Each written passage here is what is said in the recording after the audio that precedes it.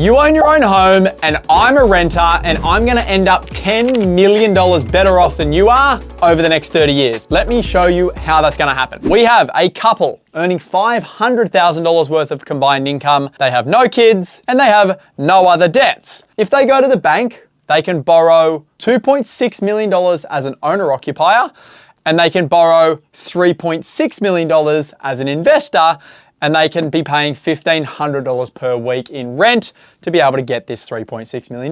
So if we were to go get the $2.6 million mortgage as an owner-occupier, that mortgage over a 30-year home loan would cost us $16,100 per month. And that property, if it grew at 7% per annum over 30 years, would be debt-free and it would be worth $19.68 million over the 30-year period. And at the time of purchasing this $2.6 million home, you could actually rent the same property for $1,500 per week or $6,500 per month, which ends up equating to a 3% rental yield. And if we compare the $6,500 per month we're paying in rent versus the $16,100 per month we'd pay to own, there is a $9,600 difference compared to being a renter of that property or an owner of that property. Now let's compare if we were to go the rent vesting path. We would be able to borrow $3.6 million from the bank, which we would break up into three $1.2 million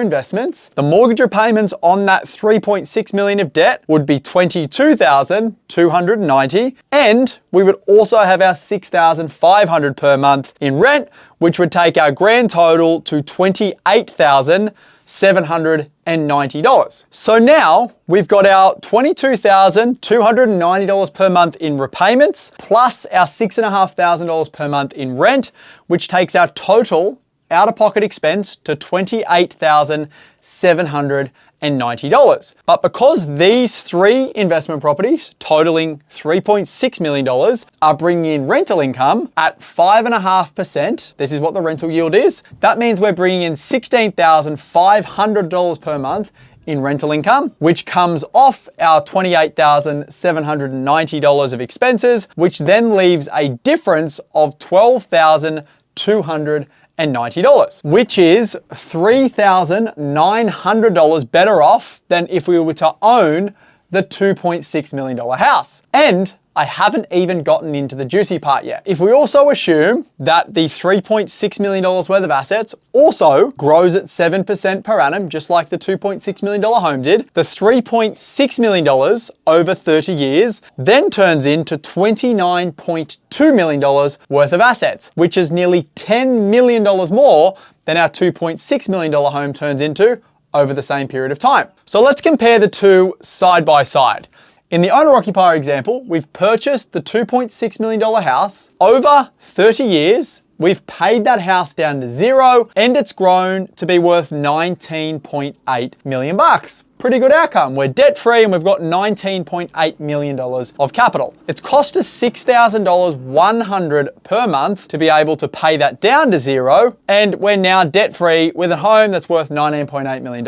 Versus, if we were to rent this $2.6 million home for $1,500 per week, which equates to a 3% rental yield, which is what you can usually rent these homes for, and we were to go and invest, and the bank would actually lend us more money. They would lend us $3.6 million because now we've got investment lending versus owner-occupier lending, and we've got rental income that they include in our serviceability calculations. That debt costs us $29,200 per month with our interest repayments, plus our rent included of $6,500 per month that we're paying to rent this house. But we then get the rental income from these properties at a 5.5% rental yield, which then takes our out-of-pocket expense to $12,290. Of that $12,290 of out-of-pocket expense, a portion of that is tax deductible. And the portion that is tax deductible is the portion of interest that is tied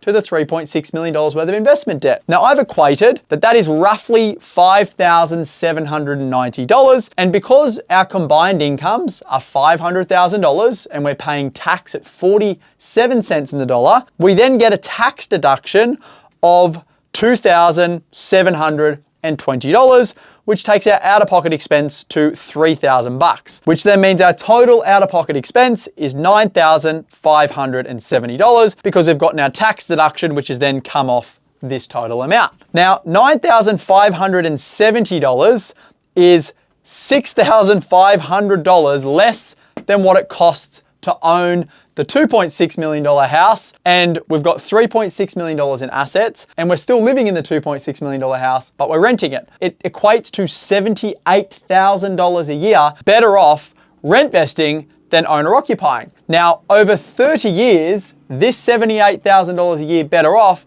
equates to over $2 million of savings over a 30-year period. Plus, because we've got more assets in the marketplace growing at 7%, instead of our assets, if we were to buy the $2.6 million house, only going to $19.8 million, if we were to rent the house and invest here and buy $3.6 million worth of assets, our total asset value goes to $29,200,000. So almost $10 million more growth and another $2 million of actual cash savings means that renting the owner-occupier home and investing versus owning your home and not investing makes you over $12 million better off over a 30-year period, which is a pretty extraordinary number. Now, of course, there are costs associated with owning investment properties like council rates, like property management fees, like repairs and maintenance. But there are also those same costs when you own an owner-occupier home. You don't pay property management fees,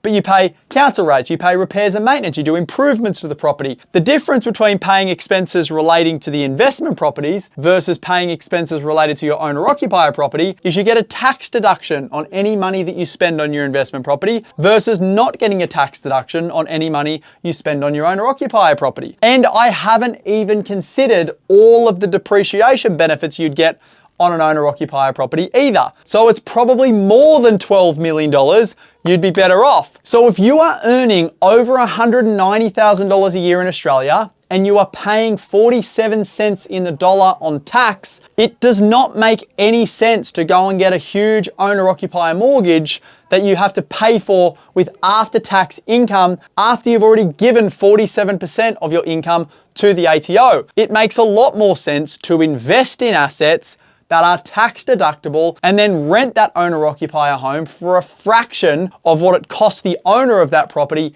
to actually hold the asset. Over the 30 years that you own the $3.6 million worth of investment assets, you have also paid them down to zero. But the difference is the $2.6 million home that's worth $19.8 million debt-free doesn't give you any income. You've just got a home that's debt-free worth almost $20 million.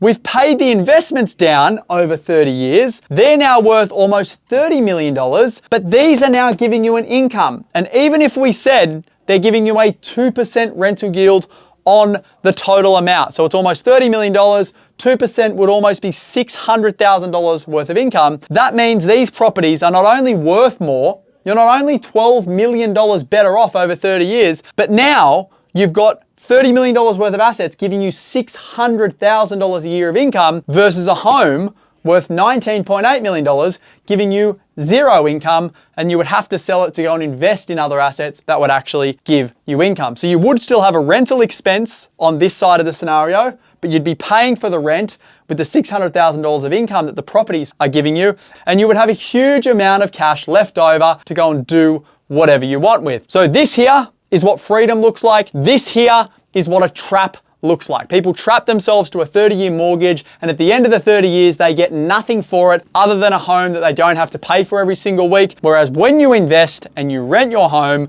at the end of the 30 years, you have assets that are actually giving you $600,000 a year to do whatever you want with. So, if you like this video and you want to understand more about how this works and how it can potentially benefit your situation so you can end up $12 million better off, go and watch my Flamingo property investment strategy video where I walk you through the exact strategy on how to go from having no assets to having $1 million of passive income over the same period of time.